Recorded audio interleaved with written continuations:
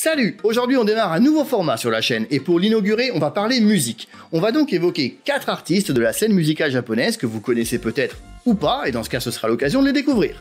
Par exemple, on va parler de l'artiste qui détient le record du plus grand nombre de génériques d'animé pour une seule et même série, ou encore de celui qui a vendu le plus grand nombre de disques au Japon. Alors je précise tout de suite que ce n'est pas un top de mes artistes préférés, j'en ferai peut-être un jour un d'ailleurs, après tout pourquoi pas, c'est à vous de me dire en commentaire si ça vous dit que je le fasse en vidéo. Non, là je vais rester neutre et si possible éclair. Enfin je vais tâcher de varier les genres musicaux quoi. Oui parce que la J-pop c'est très vaste en fait. Et naturellement, vous vous en doutez, si la vidéo vous plaît j'en ferai d'autres, parce que des artistes de J-pop il y en a des centaines, alors on a de quoi faire. Et d'ailleurs si vous aimez, pensez au petit pouce bleu qui fait plaisir et à vous abonner pour ne pas manquer les prochains numéros. Sur ce, on est parti pour découvrir ou redécouvrir ces 4 artistes essentiels de la J-pop.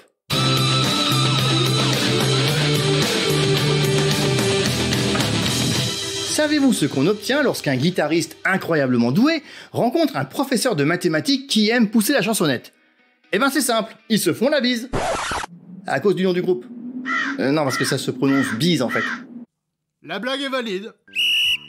Bref, cette rencontre ne date pas d'hier, puisque le groupe est fondé en 1988 par Takahiro Matsumoto, alias Tak Matsumoto, le guitariste donc, et Koshi Inaba, le prof devenu chanteur de rock. Oui, parce que Tak ne donne pas franchement dans la guitare acoustique en général. Hein. Et le moins qu'on puisse dire, c'est que l'association atypique de ces deux individus va donner un mélange détonnant. Le groupe B'z va caracoler en tête des charts japonais pendant 20 ans.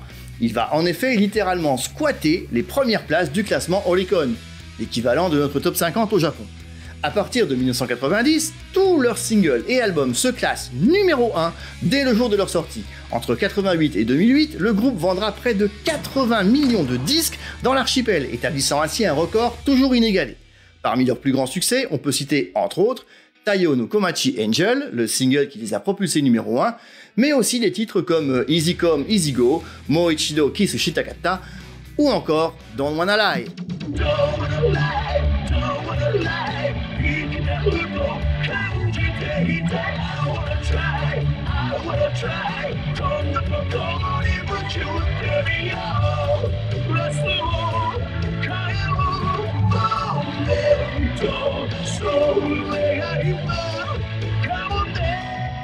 Leur popularité s'étendra hors du Japon puisqu'ils feront plusieurs tournées aux États-Unis, où ils seront d'ailleurs le premier groupe asiatique à poser l'empreinte de leurs mains sur Rock Walk Boulevard à Hollywood.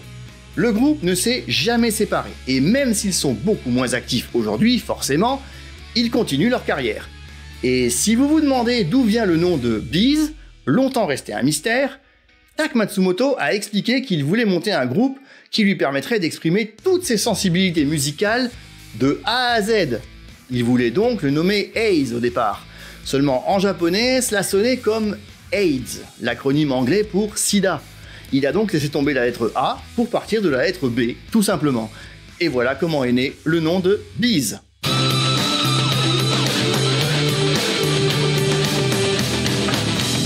Retour à la fin des années 90, au moment où l'électro et la techno déferlent tranquillement sur le monde. Enfin, sauf chez quelques irréductibles qui résistent encore et toujours à l'envahisseur. J'écouterai pas ces musiques de sauvages, bande de petits galopins. Eh oh, je suis pas si vieux quand même, hein. Bon, du côté du Japon, le producteur Takashi Kimura, alias T. Kimura, a l'idée de mélanger ces nouveaux courants musicaux avec un peu de rap et de métal. Oui, carrément, le mec, c'est le Dr Frankenstein de la musique, quoi.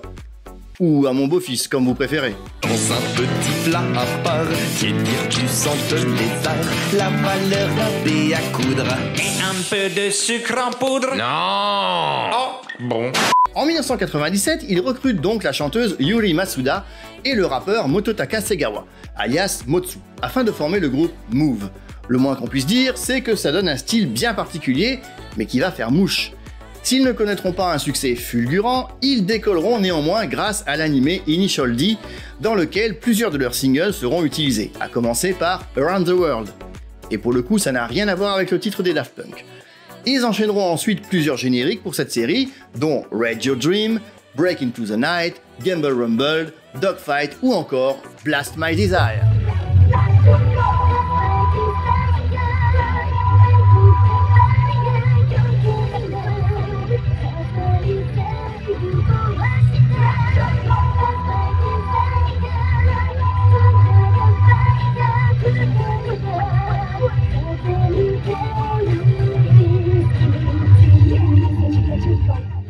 nom comme Move, ça déménage, forcément. Eh oui, avec un nom comme Move, ça dé... Mais... Quoi? Non mais j'ai rêvé ou je viens de voir un chat me piquer ma réplique, là? Sérieux, vous l'avez vu aussi, non? Pourtant... Oh, j'ai cru voir un roman. Bah, c'est un peu ça, ouais. Bon, j'en étais où, moi? Ah oui. Alors, en 2008, Tikimura quitte le groupe, qui continuera une carrière en duo pendant encore 5 ans, jusqu'en 2013. Move aura été ce que l'on peut appeler un ovni musical, comme il en existe un bon paquet au Japon, en fait. Et franchement, je sais pas vous, mais moi, le mélange des genres comme ça, bah j'avoue que je kiffe.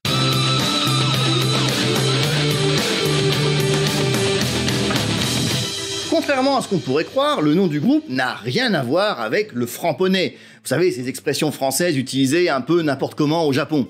Ici, aucun doute que les membres savent très bien ce que ça signifie. Alors, est-ce un groupe haut en couleur? On peut le dire, même s'ils sont loin de faire dans le style bisounours.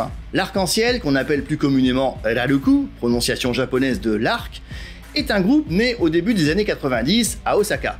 Ils enchaînent les succès et les albums avant de connaître un premier coup dur en 1997 lorsqu'un des membres est arrêté pour détention et consommation d'héroïne. Bien que très vite remplacé, le groupe va entamer une traversée du désert, on va dire, de plusieurs mois. Oui, parce qu'au Japon, ce genre d'affaires laisse des traces. Les albums sont même retirés de la vente durant quelques temps. Finalement, leur histoire repart de plus belle en 1998 et les succès s'enchaînent, notamment grâce à quelques génériques d'animés comme Driver's High pour la série GTO en 1999 ou Ready Steady Go en 2004 pour Full Metal Alchemist. Le groupe enchaîne également les tournées, au Japon bien sûr, puis en dehors de l'archipel, avec un premier concert en France, notamment au Zénith de Paris en mai 2008, juste après la sortie du single Drink It Down.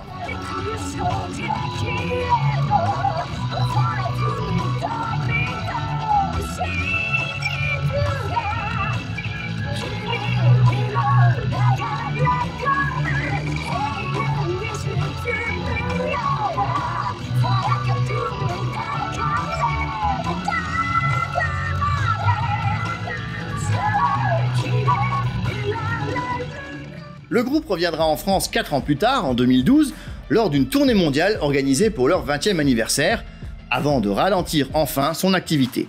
Ils ont fêté leurs 30 ans de carrière l'an dernier, en 2021, devant un public malheureusement assez restreint pour cause de pandémie, ce qui ne les a pas empêchés de démarrer une nouvelle tournée pour l'occasion à partir de septembre.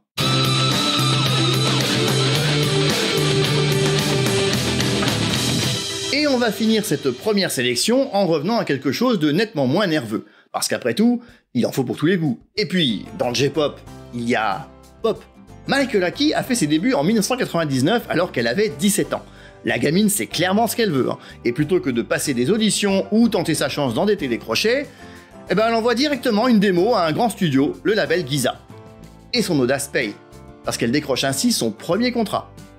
Très influencée par des artistes américains comme Whitney Houston ou Michael Jackson, c'est d'ailleurs aux États-Unis que sort son premier single, publié sous le nom de My K, en 1999 donc. Son premier single japonais sort la même année et s'écoule à plus d'1 million d'exemplaires.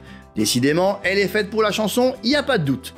Elle classera dès lors systématiquement ses singles et ses albums aux premières places du classement Oricon. Ces chansons seront souvent utilisées pour des génériques d'animés. Mais l'un d'eux en particulier mérite que l'on s'y attarde, parce que depuis 2017, Michael Aki détient le record du plus grand nombre de génériques pour une seule et même série. En l'occurrence, je veux parler de Détective Conan. La série vient de fêter son 26e anniversaire, et elle n'est à mon humble avis pas près de s'arrêter. Quant à Michael Aki, elle a interprété jusqu'ici pas moins de 27 génériques pour l'animé. Alors j'en citerai évidemment que quelques-uns parmi les meilleurs selon moi, tels que Winter Bells, Kaze no La, Always, Revive, Dynamite ou encore celui composé pour la sortie du 1000e épisode en 2021, Zero Kara Hajimete.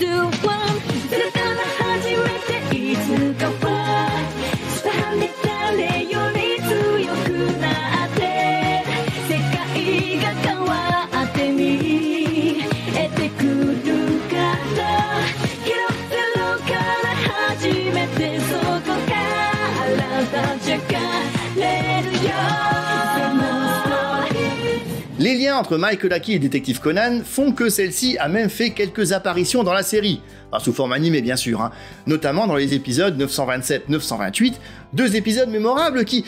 Pardon, je m'égare là, c'est le fan de la série qui parle, désolé. Du coup, on va s'arrêter là pour aujourd'hui. N'hésitez pas à me dire en commentaire si ça vous a plu, si vous connaissiez ou non certains de ces artistes, voir quel est celui ou celle que vous préférez parmi les 4, tant qu'à faire. Pensez évidemment au petit pouce bleu qui fait plaisir, abonnez-vous, c'est très important, et partagez la vidéo à vos amis fans de J-pop et amoureux du Japon. On se retrouve très vite pour de nouvelles vidéos. Matane! Et pendant que vous y êtes, dites-moi en commentaire si vous voulez que j'intervienne aussi dans les prochaines vidéos. Putain, mais d'où il sort ce chat?